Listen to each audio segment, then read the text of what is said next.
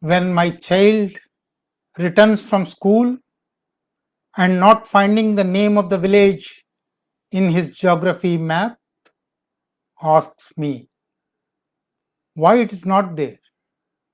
I am frightened and remain silent.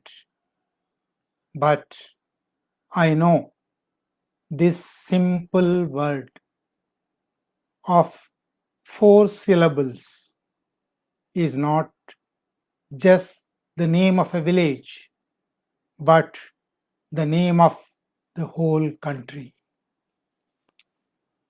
Comrades and friends, at the outset, let me thank Students for Change for inviting me to deliver a lecture on the historic significance of May 25th to the Naxalbari path and the role of students in Naxalbari movement and the present day scenario and the challenges before the student community. Let me begin with the date, May 25th. This is the 53rd anniversary of a great heroic martyrdom of 8 female comrades, 1 male comrade, and 2 children.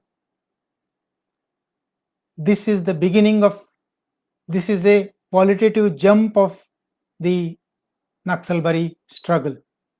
That's why since 1967, all the revolutionary forces and progressive forces have been observing this date as the Naxalbari Day. Before going into the significance of May 25th, I have to go a little backwards also. May 23rd is also a very important date in the path of Naxalbari struggle. On May 23rd, tribals, Santals, and landless people of Naxalbari, Kharibari, and Fonsideva, various villages under these 3 police stations, they rounded up a police force that came to help landlords, jotedars, that came to crush the peasant uprising, and in the process, an arrow hit Sonam Wangde, a police officer who died on the spot. That means Naxalbari began its attack, the direct attack on state machinery on May 23rd. On May 25th, police force came in reinforced measure and fired on people indiscriminately, killing 11 people. Those 11 comrades, the martyrs, who were the first martyrs in the Naxalbari path: Dhaneswari Devi, Sorubala Burman, Sonamati Singha, Simheswari Malik, Nayaneswari Malik, Sameswari Saibani, Gaudro Saibani, Phulmati Singha, and a male comrade, Khar Singh Malik, and 2 children fell to the bullets of the police. They made the ultimate sacrifice, the supreme sacrifice in the cause of Indian people's movement, and that's why we are remembering this day, May 25th, again and again every year, so that we will continue their path, we will uphold their path, and we will take their path ahead. Though these 2 dates, May 23rd and 25th, are significant. One is significant for attack on state, and the second is significant for the ultimate sacrifice. Though these two dates we are remembering now, actually there was years of effort that has gone into organizing people to this stage. People occupying the lands they tilled, the lands on which they toiled, the lands which belong to the Jotedars on paper, but actually which are filled with blood and sweat of those people, which have yielded good crops because of that blood and sweat. Those crops and fields were being harvested by the Jotedars, were being robbed from the landless peasantry, landless laborers. In this area, in Terai, in Naxalbari, Ponsideva and Kharibari, starting from early 60s, communists have been working. Charu Majumdar was working there. Kanu Sanyal was working there. Jangal Santal was working there. Their tremendous efforts have led to a qualitative jump in the movement. That qualitative jump came in 1967 March. In 1967 January or February, there was a new government in West Bengal. A person who split Congress to form the government as chief minister was supported by CPM, the party which recently split from CPI and gave a hope that it will again bring back class struggle onto the agenda, ditched people and joined the ruling class party, joined the government.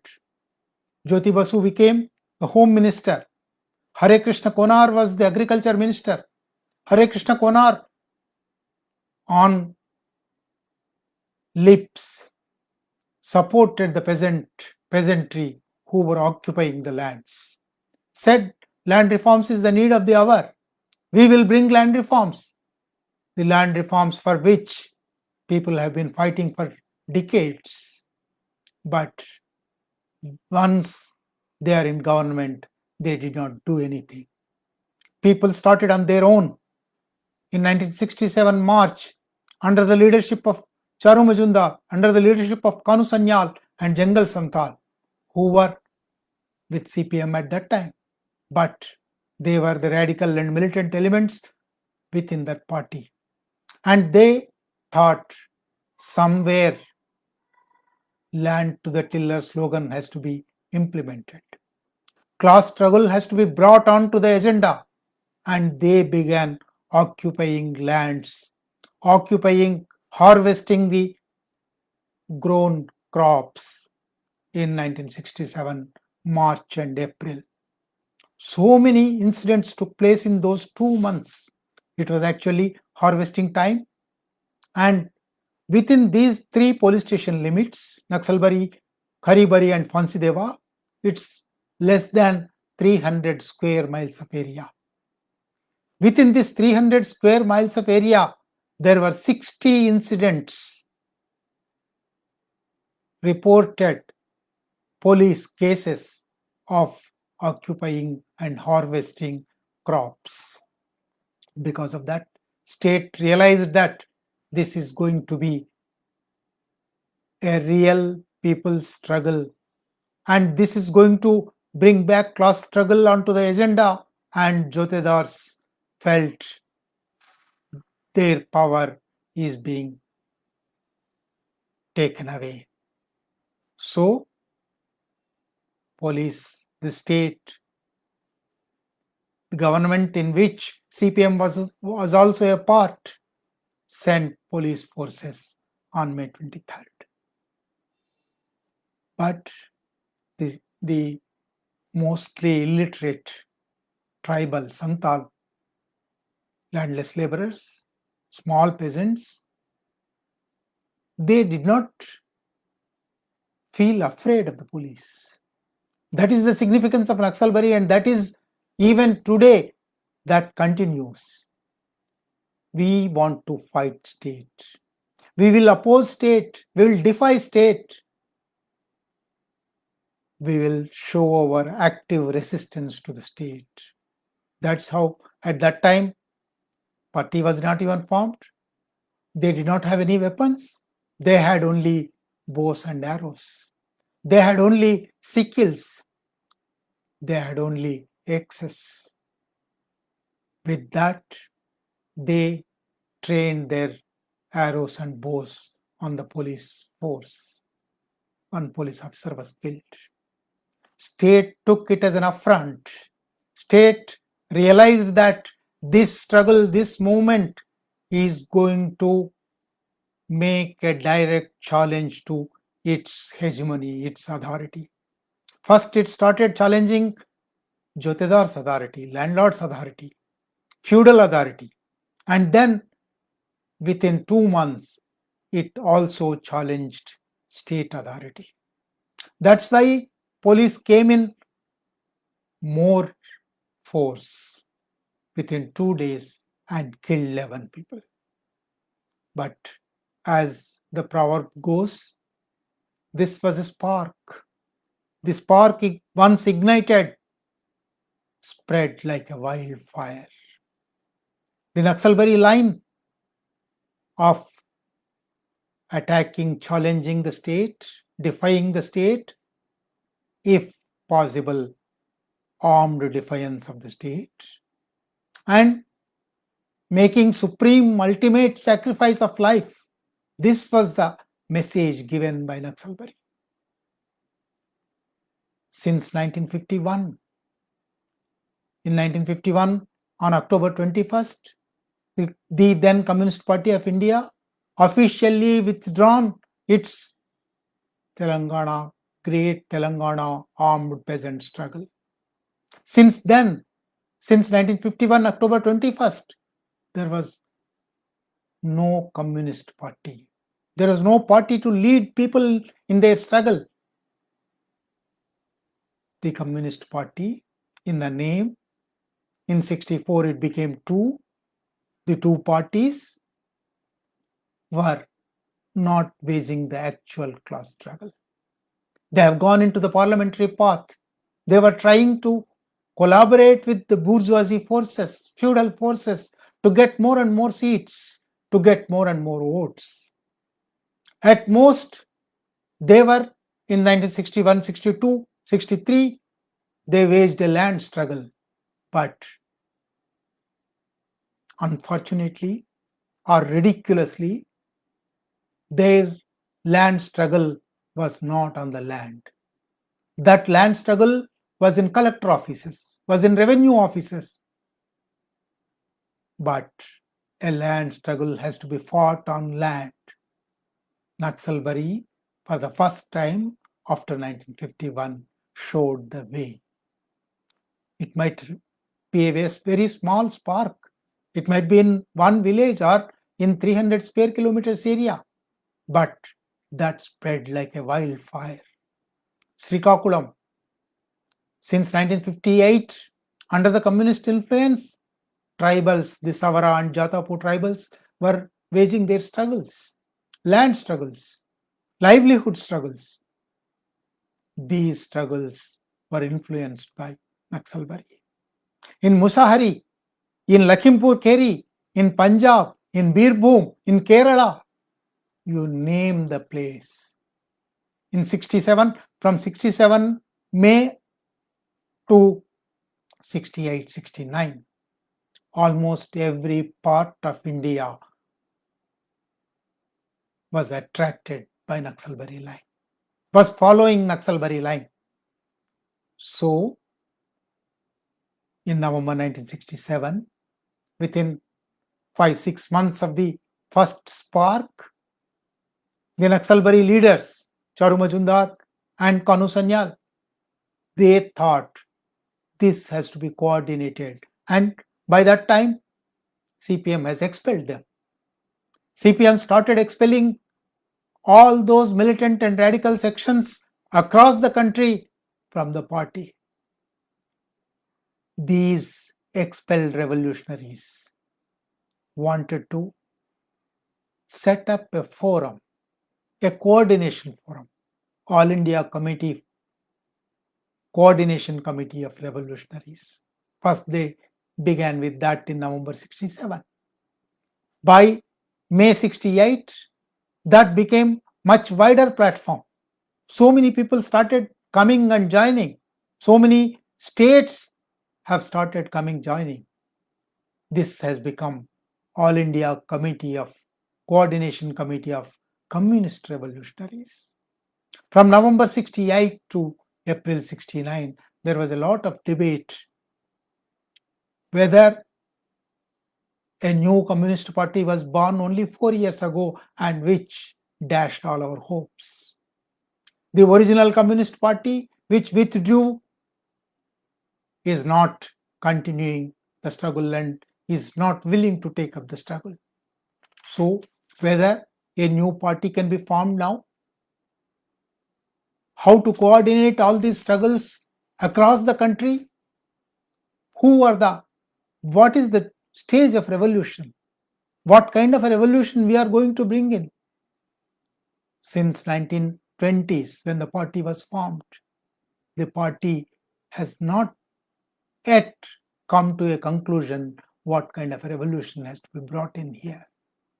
From 1920s to 1947, they were tailing behind the so-called national movement and debating who is progressive among the Congress leaders, whether it is Gandhi or Nehru, whether it is Bose or Nehru, whether it is Patel or Nehru, and choosing a progressive man and putting all their forces behind him. This has been the practice of the party, at least in 3 occasions, in 3 places. People came out, people's movements came out and asked the party to lead them. Telangana, Tebaga, Punapra Vailar, but party did not take the challenge. It took the challenge for some years, for 2 years, 3 years, at the most 5 years. During that time, the party also decided on the way of Indian revolution, path of Indian revolution. Chandra Rajeshwar Rao, who is a doyen of Indian communists, who later became leader of CPI, in 1948, in his Andhra thesis, wrote, Chinese path is our path. In India, we have to bring in a new democratic revolution. It's not a socialist revolution. It's not like it's a Russian model. The new ideas dawned on them, but they did not take them ahead. By 51, they lost that interest in the struggle. They withdrew the struggle. Naxalbari, after that debacle, here showed the way, not only showed the way, it attracted leaders and movements across the country. How to coordinate these movements? How to coordinate these states? How to make them into a single party? This has been a great debate. In that debate, some people left out and started their own way, and some people formed Communist Party of India, Marxist-Leninist, on April 22nd, 1969. That is the beginning of the centenary year of Lenin. So that's how Naxalbari began. It's a long history and we don't have that much time to go into the history of Naxalite movement. There are dozens of books you can read. Here, our main focus will be on students' movement. This great Naxalbari struggle suffered a lot of repression. Thousands of people were killed, extrajudicial murders. Hundreds of thousands of people were arrested, implicated in false cases, kept in jails for years. Not only that, even within the party, by 1971, splits began to appear. Some comrades started raising questions on the path. Again, going back to the revisionist line or class collaborationist line, and there were betrayals.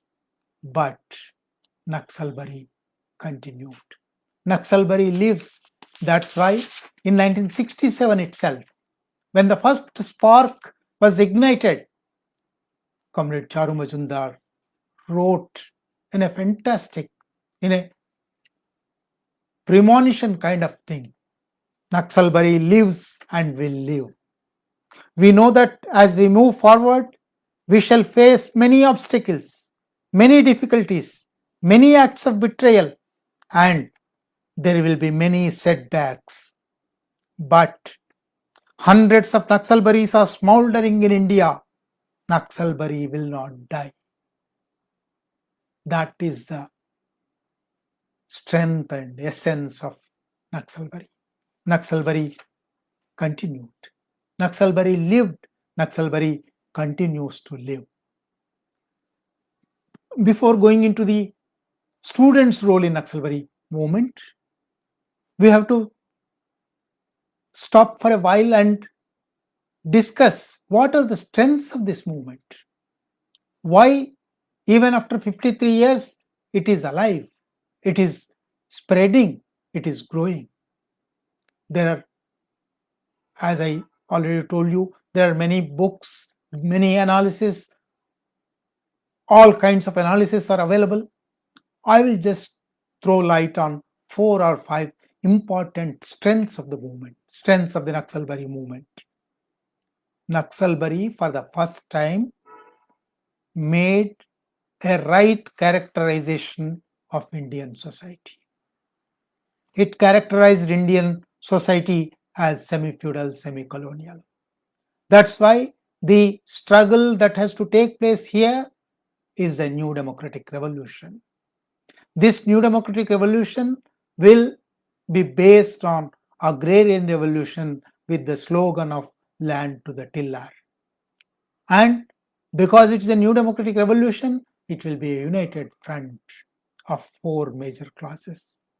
This is the first ever characterization, the correct characterization of Indian society, and that's why that is the strength of the Naxalbari. That's why it still continues. We'll come back to this characterization and how it still is valid. Second, as I already mentioned, Naxalbari's strength lies in bringing class struggle back onto the agenda and consistently being anti-state. And for the first time, except for a small brief period in Telangana, Indian communist movement never had this idea, capturing state power. Seizure of state power. After all, seizure of the state power is the primary goal of a communist movement. Naxalbari has brought it back. And for seizure of power, for capturing power, you need to have a protracted people's war in a semi-feudal, semi-colonial country. This is the right characterization of Indian society and stage of revolution, and the means of that revolution are the real strengths of the Naxalbari movement.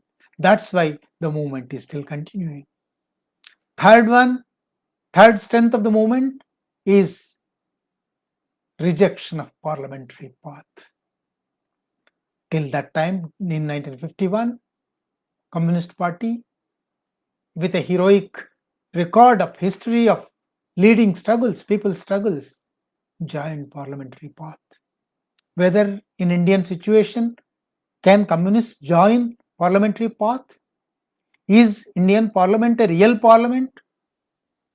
Parliamentary institutions, the representative democracy arrived in European countries, in Western countries, out of bourgeois democratic revolutions. Britain, which got a representative parliamentary democracy out of a bourgeois democratic revolution, implanted that in Indian conditions. India, which did not have a bourgeois democratic revolution, which did not witness a bourgeois democratic revolution, cannot have this bourgeois democratic institution. At the most, because it is implanted from Britain, because it was brought from Britain and set up here, it has become a bonsai. In India, we have a bonsai democracy. It's not a real tree that grew out of this soil. It's not a real healthy plant that grew out of this soil. This is a bonsai in a flower vase. Even bonsai trees, you might have seen bonsai banyans, bonsai different big trees. Even bonsai trees give flowers. Even bonsai trees give fruit, but that fruit is inedible. You cannot eat that. That flower will not give fragrance. So this bonsai democracy is only for bourgeois democracy. Democracy in general is for bourgeoisie. In India, it is not even a bourgeois democracy, it is a bonsai democracy. This cannot be a forum to raise people's issues. This cannot deliver goods to Indian people. Parliamentary path has to be rejected. It has to be a real democracy, democracy of people, new democracy of people. That is the slogan, that is the argument, that is the contention given by Naxalbari. That is its strength. Another strength, as I already mentioned, it started on this day, 1967, May 25th. Naxalbari, for the first time, has given a great tradition of sacrifice, ultimate sacrifice, supreme sacrifice, sacrificing life for the welfare of people, for the people's state, for seizure of power by people. That's why that sacrificing tradition gives strength to Naxalbari. And the another strength, the last strength, there are many, I'm just making it brief. Another great strength of Naxalbari is its continuity. As I told you, when Communist Party of India gave an announcement that it is withdrawing the struggle in 1951, October 21st, there was no struggle. Struggle was withdrawn. But post Naxalbari, if you compare, there are dozens of groups and parties which evolved out of Naxalbari tradition, which even now call themselves inheritors of Naxalbari. Many of them left the struggle path and joined parliament. They withdrew the struggle, but the struggle did not stop. As in 1951, one or the other, or maybe a dozen parties might have left the struggle path, but the struggle continues. Somewhere, someone will hold this flag high. This flag will continue. Naxalbari flag cannot be lowered. That's why Charu Majumdar said, Naxalbari will not die. in the last 5 decades, yes, Naxalbari has committed mistakes, even blunders. That's true. But as students of history, as E.H. Carr once remarked, you cannot cross-examine the dead. There are dead. There are some mistakes, but there is a tendency that if in correcting an old mistake, you commit a new mistake. This is in the social process, this happens. Naxalbari committed new mistakes in the process of correcting old mistakes. Naxalbari, because of many of its leaders coming from middle class, had exhibited middle class impetuosity. Because of this middle class impetuosity, there were many deviations, right deviations, left deviations, adventurism, all kinds of this. And Naxalbari also has given several wrong, erroneous tactical slogans like annihilation as the only path. Annihilation is an inevitable part of an agrarian revolution, a class struggle. Nobody is denying that, but you cannot put it on pedestal and make it the only solution. Naxalbari did that. Not only that, Naxalbari, because of its middle class impetuosity, thought 1975 would be the year of revolution and 1970s would be the decade of revolution. The mood of the people at that time.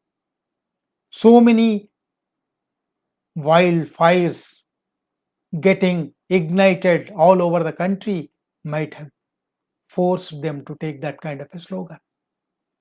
And revolutionary, the question of revolutionary authority, and opposing formation of mass organizations. Here comes the student movement. Naxalbari thought mass organizations should not be formed because the revisionist practice, the CPI and CPM's practice of mass organizations, forming and running mass organizations, was leading to revisionism, was leading to economism, was not giving political consciousness, was not giving class struggle consciousness. Naxalbari thought forming mass organizations itself was wrong, which is again a wrong thing. You can form mass organizations, you have to run mass organizations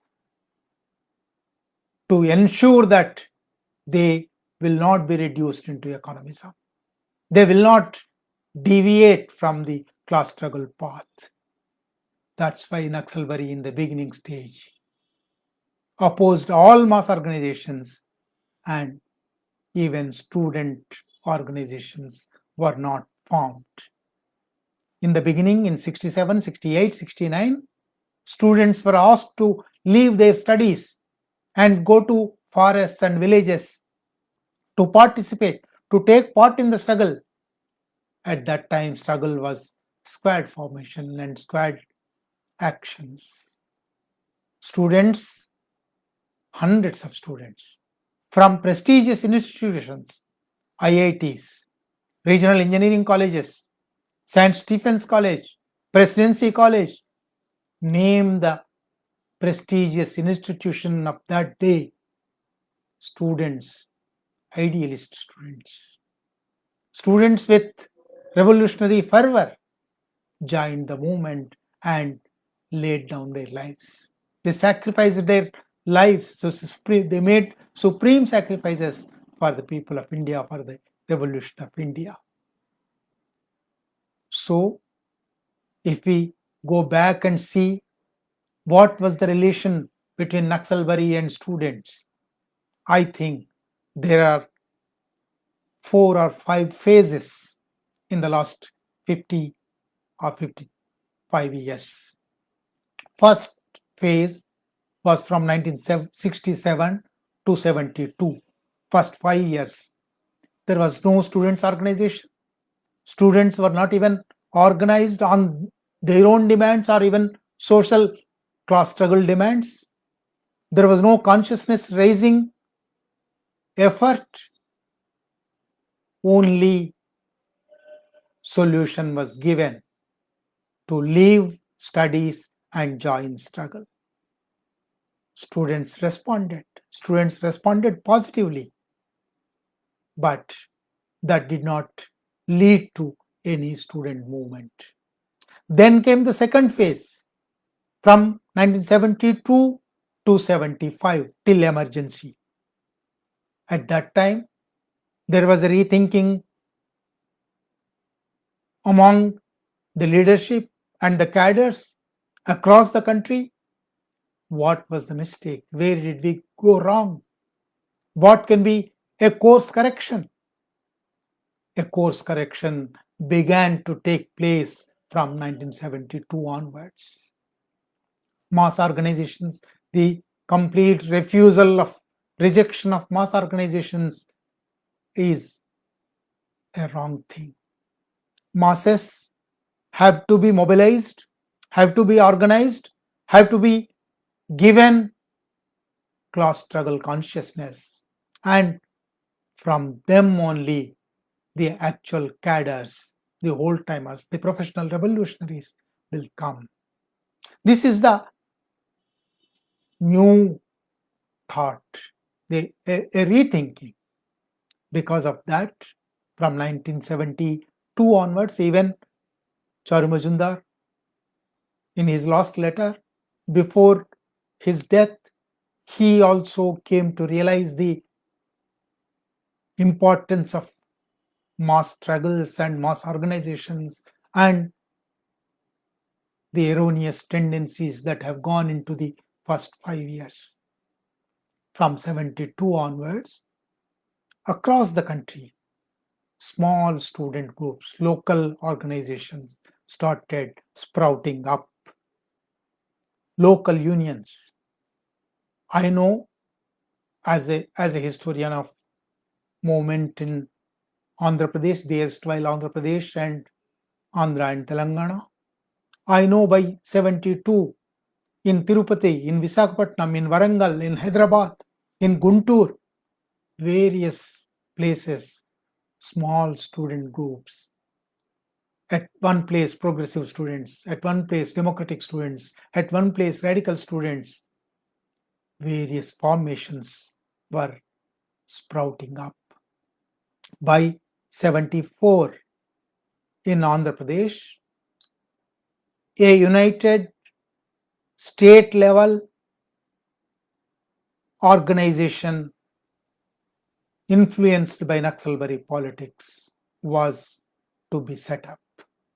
In November 1974, Progressive Democratic Students Union, a union, started taking shape. In its first conference in November 74, there was again a debate. The leaders of PDSU, Progressive Democratic Students Union, thought students should be organized only on students' demands. Students need not participate in the new democratic revolutionary politics. Students need not talk about the social concerns. There was a split. Again, this is economism.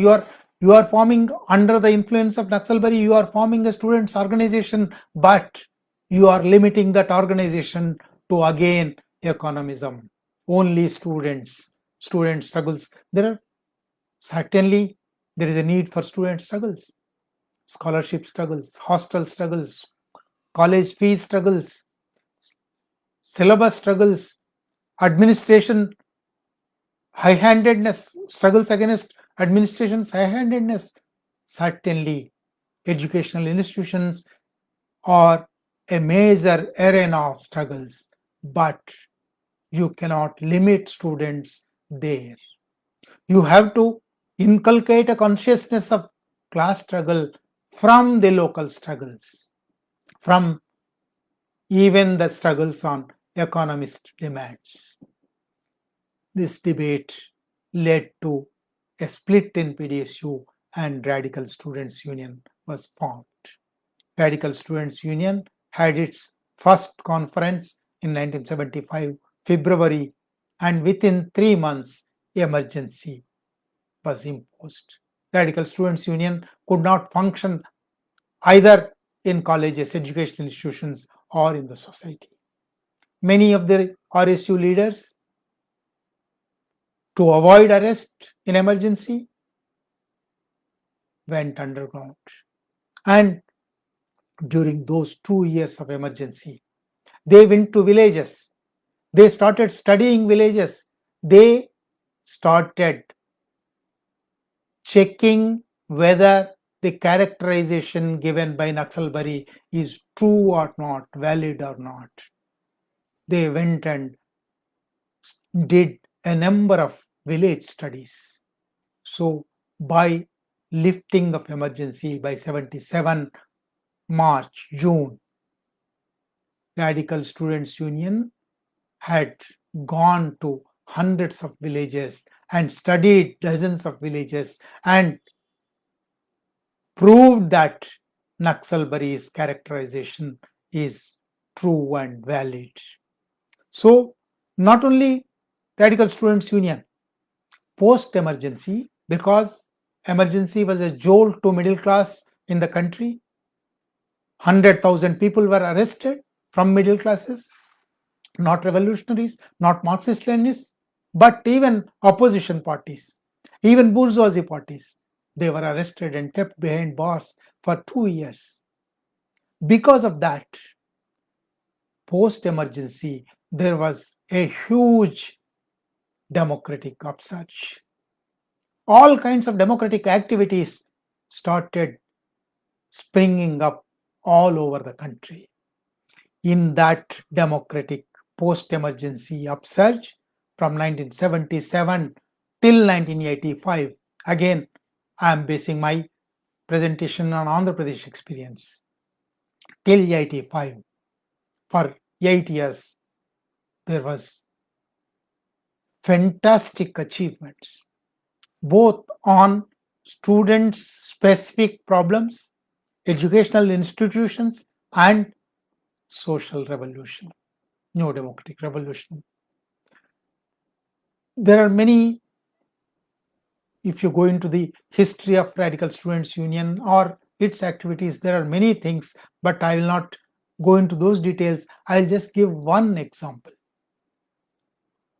In 78 February, Radical Students Union had its second conference in Warangal. In that conference, Radical Students Union gave a call, go to villages. The same slogan was given by Charu Majumdar in 1967, but here there is a difference. In 67, students were asked to go to villages to join the movement, to sacrifice, to join the squad activity, to join the armed struggle. In 78, Radical Students Union asked students to go to villages to spread the revolutionary message. From the masses to the masses, to go to the masses to understand their working conditions, their life, their struggles, the economic characterization of the country. And from the masses, you have to give revolutionary message to the masses, organize them to form youth organizations, to form peasant organizations, to form miners organizations. Because of the RSU's Go to Village campaign, Radical Youth League was formed. Andhra Pradesh Raitu Kuli Sangam was formed. Singareni Karmika Samakhya was formed. Like that, so many achievements were made during that 1977 to 85 period. I will just give a personal anecdote. In 1984, I was working editor of Radical March, the monthly organ of Radical Students Union and Radical Youth League. In 1984 Go to Village campaign, each team, 7 or 8 students will be formed as a team. A singer has to be there, a political speaker has to be there, and other students may have their own skills and talents. This team goes to a village, and the teams were given an instruction that they have to first visit a Dalit colony and get their food, beg for their food in that colony, and sing songs, give political speeches, and attract people, and if possible, form organizations. This was mandate given to them. Just before the teams went into the villages, there were 3 days or 4 days continuous classes on political economy, on philosophy, on New Democratic Revolution, and on the modalities to study villages. All kinds of things. In 84, when I was working editor of the magazine, I used to get all kinds of reports from the teams. I made a calculation.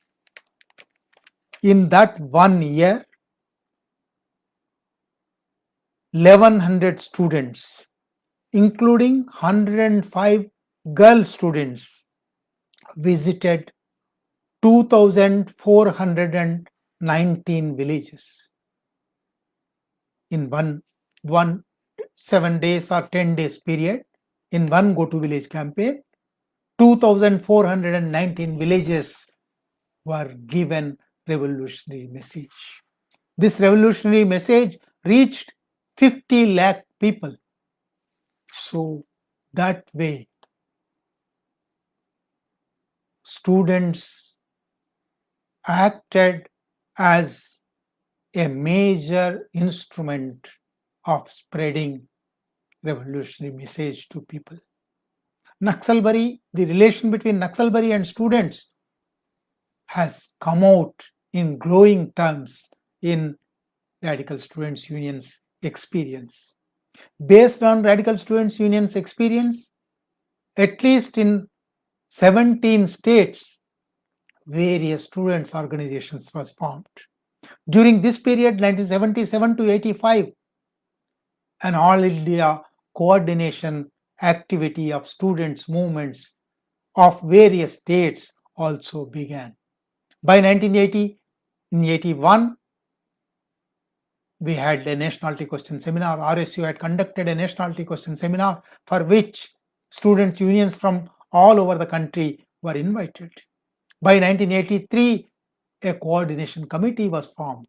In 1985, All India Revolutionary Students Federation was formed. This is another phase. Then a fourth phase has come. This fourth phase is of repression. Students' Union from 85 to 89, RSU was not allowed to work in Andhra Pradesh. The then Chief Minister N.T. Ramarao openly declared, from now on, Ata, Pata, Mata, Band. There should not be any singing, there should not be any speeches, there should not be any dancing. The activism was completely crushed. 85 to 89, this phase continued, and even AIRSF could not work in Andhra Pradesh. In other states, that was functioning, but RSU was not able to work among students. By 1992, Radical Students Union was banned in Andhra Pradesh. Till now, that ban continues in both the states. The next phase, the fifth phase, I think, is a globalization phase. In 92, RSU was banned. RSU, along with 6 other mass organizations, were banned in Andhra Pradesh. In the same 92, globalization policies, liberalization, privatization, globalization, LPG policies have come. In the same 92, Babri Masjid was demolished and minorities started getting threats. So An all pervasive darkness started engulfing, and that is the new phase, globalization. Middle classes, globalization, whether it could achieve the stated objective of bringing in more FDI or bringing in more MNCs, whatever may be the goals achieved, one goal it could achieve was it could co-opt middle classes. It could bribe, it could corrupt middle classes, and students as part of middle class started losing their activism. They started slowly getting sucked into the system. Elitism has began to be all pervasive in educational institutions. In the name of professionalism, students started dumping their social concerns. There were no unions. In Andhra Pradesh, students' union elections in colleges and universities were banned. There were no student activity. The complete student activism was absent during that time from 92 to maybe 2000s or 2010s. There might be sporadic here and there, issue based, identity based, localized movements, but not revolutionary, Marxist-Leninist, Naxalbari influenced student activism. But post 2010, again, student activism has entered the universities. All the university campuses started burning with anger and rage and questioning. It's dare to think, dare to question was the slogan of 1970s. Again, in 2010s, students started questioning. Students started daring. Post 2010, all India phenomenon. Take all IITs, universities like Jadavpur University, Hyderabad Central University, Jawaharlal Nehru University, Delhi University, Banaras Hindu University, Punjab University, you name any university, Pondicherry University, there is either small or big student activism. Film and Television Institute of India, so all kinds of, maybe they are under the name of Ambedkar, Phule, Bhagat Singh, whatever may be the nomenclature used, student activism has come back with Rohit Vemula, with JNU, with Delhi University, with Jadavpur University. Again, student, this is a new phase. I think now we are in that present phase. Again, because we are in a student activism phase, we have to re-examine the relationship between Naxalbari and student activism. What kind of relationship could be built? What is the relation? What relationship exists in the present scenario? It is easily, it can be characterized as a phase of globalization, a phase of Hindutva. Now, if you come to the current situation, a phase of COVID, all these globalization or Hindutva or COVID have amply shown that whatever Naxalbari characterized is true. See the migrant labors, see the state's indifference and state's cruelty, see the new round of reforms or 91-92 round of reforms. Take any aspect of society, culture, politics, economy today. you have to go back to Naxalbari, and Naxalbari's conclusions and contentions are proving right. After 50 years, Naxalbari is coming back with a revenge. Naxalbari is in economy, whatever Naxalbari said is proving to be right, or maybe new issues are added. We said it is a semi-feudal, semi-colonial country in 67. Naxalbari said that. Today, migrant labor are showing that semi-feudal are opening up the semi-feudal character of the country. Just because land reforms were not successful, just because crores of landless laborers were left to themselves, they had to migrate to cities and other states, and 16 crore population have been living as migrant laborers all these days. Now, COVID proved that the countryside in India is filled with semi-feudal relations. 91-92 reforms and LPG policies proved that India is a semi-colony as Naxalbari characterized. It is not only Naxalbari followers, it is not only MLs, even Gandhians, even socialists, even Lohiites, even environmentalists started talking about multinational corporations and imperialist globalization and imperialist plunder. Naxalbari was proved right in calling it semi-colony. Now, take Nirmala Sitharaman's announcements a week ago. What kind of privatization, what kind of red carpet invitations to MNCs? All that proves Naxalbari once again, this is a semi-colony. This is a semi-feudal, semi-colonial country, and to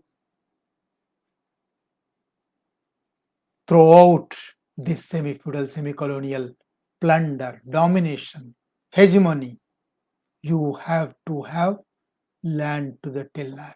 Agrarian revolution, new democratic revolution, and it has to be a protracted people's war. And armed struggle is going to be one of the major means of struggle. Parliament cannot, will not deliver goods to people. So Naxalbari, whatever Naxalbari said, Naxalbari might have said innocently or with the knowledge available at that time. Now we have more knowledge, we have more information, we can prove Naxalbari's contentions much more vigorously today. And it is the duty of intelligentsia. It is the duty of students. It is the duty of scholars. It is the duty of writers, poets, intellectuals to bring out the specific strengths of Naxalbari and relate that to the present day scenario of the country. Naxalbari is much more relevant today. Students' activism is much more relevant today. Intellectual activism is much more relevant today. So, once again, the second phase of the relationship between Naxalbari and students. Students' activism in their own front, in their own student front, in their own educational institutions, as well as in the social concerns, as well as in the class struggle, as well as in the new democratic revolution. This is the relevance. Naxalbari is much more alive today. Student activism, the growing student activism of today has to join hands with Naxalbari. Naxalbari has given a historic call. That is a challenge thrown up by history. Go to villages, ask students to go to villages. Again, today, 16 crore out of 16 crore migrant laborers, at least 4 crore or 6 crore migrant workers have gone back to their villages. What kind of villages are they? Who are they? They are Adivasis. They are Dalits. They are minorities. They are women. They are the most marginal sections. They are the most oppressed sections. They have to be given the revolutionary message now. Today, it is a duty, bounden duty of students and intellectuals to go to villages to spread the revolutionary message. This is one, on the one hand. On the other hand, you are scholars, you are students, you are teachers, you are working in educational institutions. Turn your educational institutions as into areas of resistance, focal points of resistance. Now, globalization has to be resisted. Hindutva has to be resisted. Ruling class politics have to be resisted. Ruling class economic and social policies have to be resisted. Educational institutions is a major arena of this resistance. In 1970s, when I was a student, in 80s, we used to have a slogan, जोर जुल्म की टक्कर में संघर्ष हमारा नारा है. जोर जुल्म is going on. जोर जुल्म is staring us in our face. What do we do? What should we do? What is our duty? संघर्ष हमारा नारा है. Naxalbari asks students, Naxalbari pleads to students to take up Sangharsh. Spread the message of Naxalbari to people. That is the quintessential relationship, symbiotic relationship between Naxalbari and students. I hope the listeners, students, and intellectuals of this country realize the utmost need of the present scenario of Narendra Modi's policies, of Brahminical Hindutva's policies, of globalization policies, of imperialist globalization, multinational corporations' agenda of plunder in India. It is our duty to uphold Naxalbari line, to continue Naxalbari line. I thank all the viewers for patiently hearing me for over 1 hour. As I told you in the beginning, in the last 50, 55 years, hundreds of thousands of studies have come on Naxalite movement, on the student movement. You can go through that. You can have your own readings. You can improve upon them. But I think the quintessential relationship is valid, and that relationship is demanding our contribution to the Naxalbari line. Thank you, one and all. I think there are some questions. If I don't know, I'm not very well versed with this technology. If I can get some questions, I will try to answer, or otherwise you can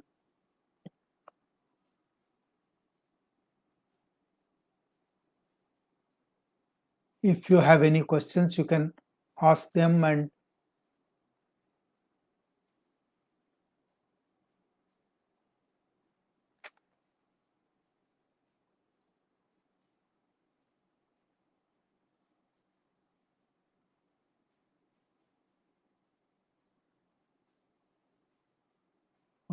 most of the comments are just slogans and their enthusiastic responses.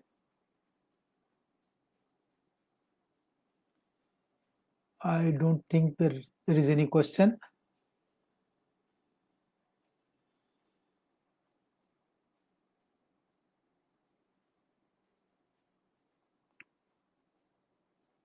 If there are no questions, I think I will end this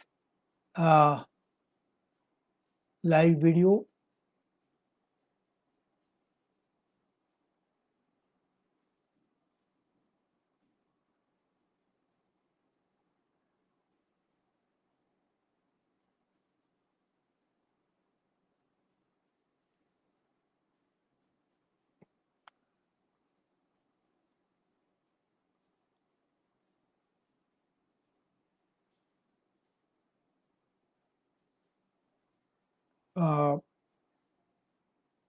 Thank you, comrades and friends.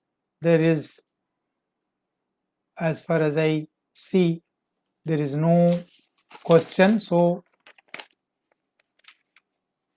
there is one question.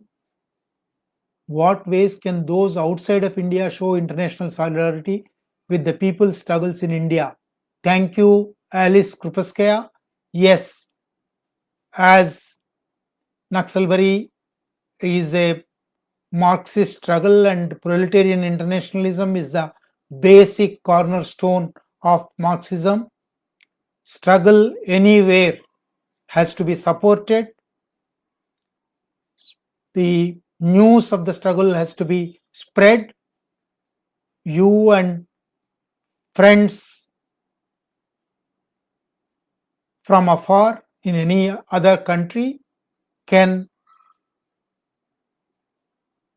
get the information, spread the information, mobilize solidarity, and mobilize opposition to the repression that is going on here, and make demands for release of prisoners, all kinds of. If there is a will, there is a way. There are hundreds of ways in which international solidarity with struggles in India, people's struggles in India, can express themselves.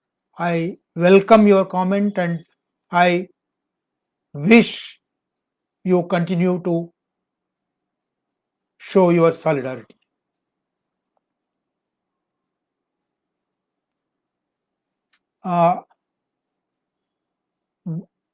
Somebody said, किन्हीं साथी को English में सवाल frame करने में दिक्कत हो तो वो हिंदी में डाले, हमें उसे ट्रांसलेट कर देंगे. There is no need to translate. I can read Hindi, I can understand Hindi. Only thing is I cannot give a lecture in Hindi. मुझे उतना हिंदी नहीं आता हो भाषण देने का Hindi. That's why I'm sorry if I was unable to speak in a language which you understand, but I can understand even if you type a Hindi question, I will give that.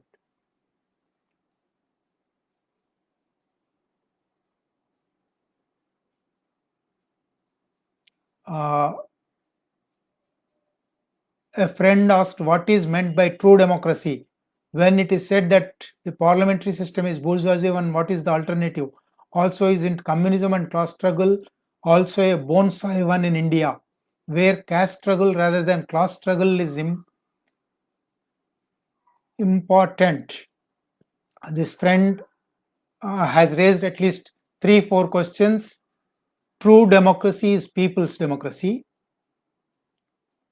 the Westminster form of democracy, the form of democracy that has come to India, is a product of bourgeois democratic revolution. Executive, judiciary, parliament, free press, these are basically bourgeois parliamentary institutions. If in India we had a bourgeois democratic revolution in which it should be anti-feudal and anti-imperialist with the national bourgeoisie in the leadership, we could have grown our own parliamentary system, not Westminster kind of. But here, with Government of India Act 1935, a Westminster parliamentary democracy was implanted. Because it is implanted without any local roots, without any local bourgeoisie democratic revolution, it has become bonsai. You also said communism is not communism a bonsai. Communism is for people's welfare, people's life. After all, what is Naxalbari asking? Life, land, livelihood, and liberation. It's not.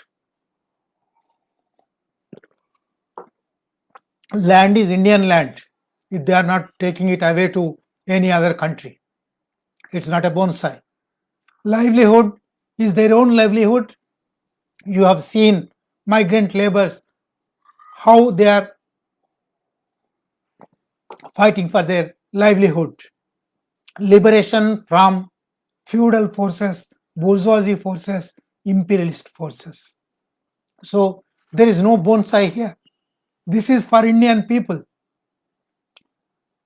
And the last question the friend asked, whether caste struggle should take place in India or a class struggle. Certainly, caste is an important, a fundamental phenomenon in Indian society. No way one can escape from that. Even 1969 program of CPI-ML mentioned about caste and untouchability. It might not have given the due importance to that. It might have evolved specific forms of struggle, but it's not true that Naxalbari did not take caste into consideration. Post 90s, post 80s, Naxalbari has, if you read Anuradha Gandhi's caste question in India, it will be very clear. And class is a category here. We don't have that much time to go into details and give a class on that, but class is a category that evolved out of production relations. Caste is also affecting production relations, but formed in various other ways. Caste, religion, region, language, age, gender. There are so many inequalities in our society, and fundamental inequality is of class. And we are not at all saying that if class relations are changed, automatically all the other relations will change, because all those other relations, whether they have root in relations of productions or not, they have roots in history and ideology. We have to have many more cultural revolutions to fight all those inequalities. But even to wage those struggles, you can wage those struggles parallelly, but to win those struggles, you have to have victory in the primary foundational class struggle.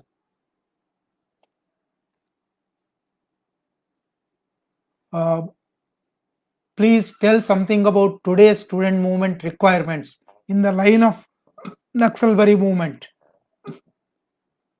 I think I mentioned a few of them. One is student movement. After all, it's a student movement, any other mass organization, because it deals with a particular section of masses. It has to concentrate on the problems of that particular section. Student movement has to concentrate on the particular aspects of that student community. Seats, educational institutions, fees, fee structures, scholarships, hostels, curriculum. There are 100 problems. While fighting on those issues, you have to raise the consciousness of students to understand that these problems are not isolated. These problems have their roots in the existing class system, and unless this class system is also fought against, you cannot have a reformistic solution of finding a solution to these problems. This broader understanding, if you concentrate your fight on that sectional questions only, it will become economism. If you extend that struggle to political questions, to philosophical questions, to historical questions, to the relations of productions questions, then it becomes a real consciousness. And you can, I think Naxalbari gave that message, and even today for student movement, that is the task to be undertaken.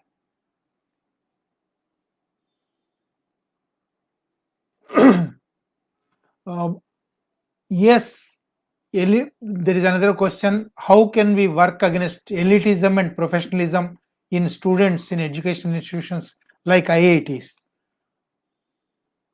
Since 1984, when Rajiv Gandhi brought new education policy, this turning educational institutions into elitist institutions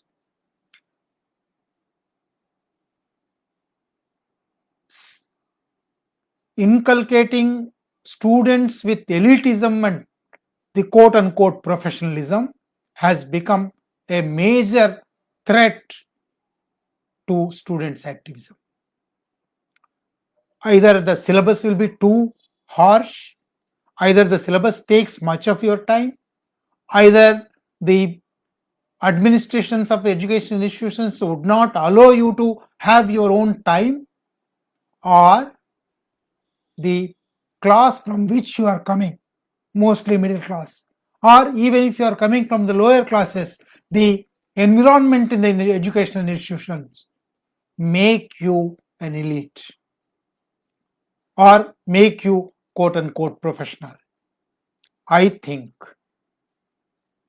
as Mao said, fighting against the system is one level, fighting against yourself is another level.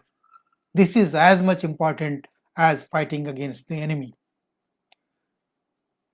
Whatever elitist, professional, away from the people ideas you are getting, you have to examine every day and you have to fight them out. This is at ideological level. At the physical level, at the material level, you can go and work, go and join the working class. Go and join the peasantry, agricultural laborers, spend time with them, share their anxieties, share their work. You can, even that is not one day process.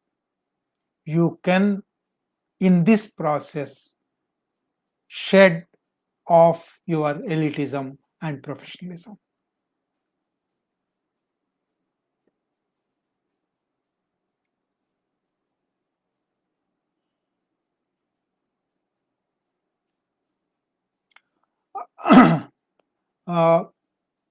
भूमि क्रांति और कृषि क्रांति में अंतर स्पष्ट करें.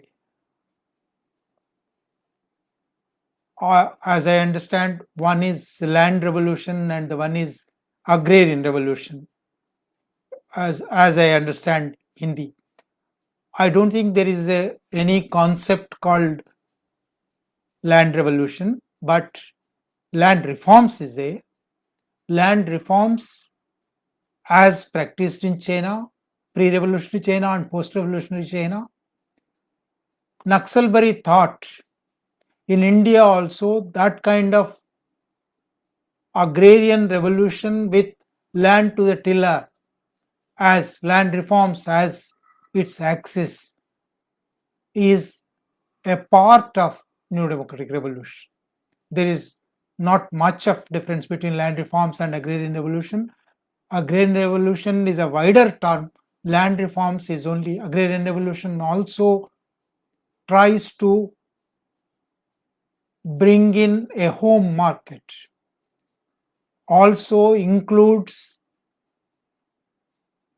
indigenous production, also includes industrialization with national bourgeoisie and anti-imperialist industrialization. So these are all this require another longer class. I don't want to go into those things.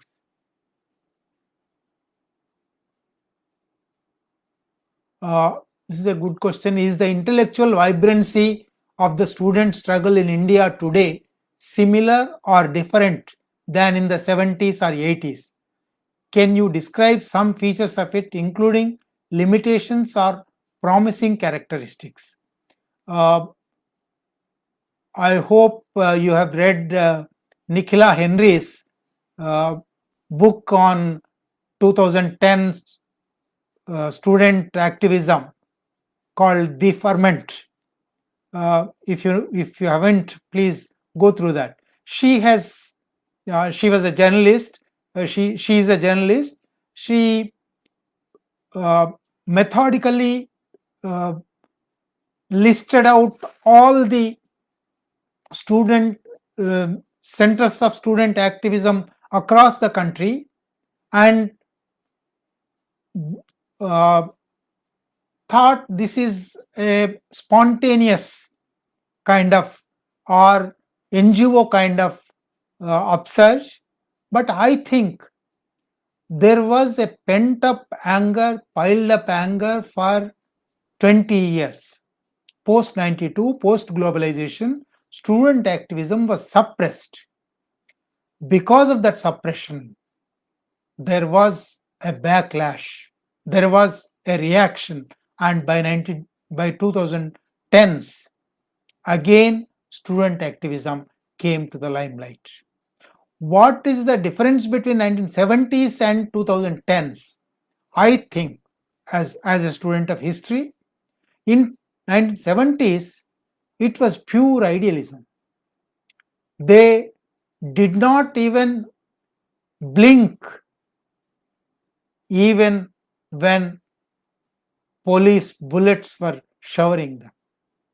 They did not blink. They just sacrificed.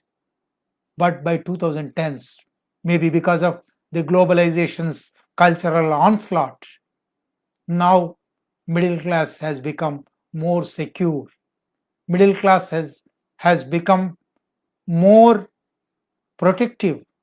So today's the major difference today is, though that there is militancy, it is not as militant as in 1970s. If only we can put some, I don't know how we can put that, militancy into the present day student activism, 70s will come back. There are many people who have written that 70s are coming back. 1969 French student movement is again showing its way, but we have seen that kind of overrated reactions of Arab Spring and all that. Unless you have a class struggle perspective, unless you have a proletarian leadership, unless you have a protracted long vision, all those Arab Springs will collapse. Student activism today, if it does not take Naxalbari line, if it does not take class struggle perspective, it will also, I think, collapse. गांव में लौट रहे मजदूरों के पास बहुत से सवाल है, पर उनकी जमीन अंततः नियतिवादी है. ये रिक्तता अभी भी बनी हुई है. Actually, this for the last 2 months I have been writing and speaking and reading a lot on migrant labor. Almost all systems have failed them. The contractor who has brought him from there failed. The building owner who employed him failed. State failed. Relief organizations failed. Administration failed. Even middle class, some philanthropic activities happening but failed. They had to walk back. So, after going home, what do they have? The same village which they had to leave because there was no land, because land reforms did not take place. So, I think for people like us who believe in Naxalbari politics, we have a fertile ground now. We can show them that no single system in this country is going to liberate you. No single system in this country is going to give you land, livelihood, and liberation. It is Naxalbari alone, and Naxalbari only can do that, give you land, livelihood, and liberation. I think now there is ample scope for us to spread this message, for them to receive this message. I think Thank you, friends. I will stop here, but there are some other questions, but I am unable to scroll them also. To end, I will again give a quotation. What is the present predicament? Where are we? What are we feeling? 2 months before his death, Charu Majumdar has written a note. When a comrade, a cadre, asked him by that time, by 72, Naxalbari has suffered a setback. So when a comrade, a cadre, asked him, what is this dialectic of development? We have suffered a setback. Then he wrote, I will just end this 1.5 hour session with this quote. This is Charu Majumdar writing on 5th April 1972. The law of growth of development, the law of growth or development is that At a certain level of development, everything splits. Things then again start from scratch. This is unity of opposites. In our country, struggle has come to a close after reaching a new stage. It will again start from the new level. This is an incubating period. Thus, there is no reason to get depressed. I quote, I repeat. Thus, there is no reason to get depressed. Struggle will again begin at a higher form. Thank you.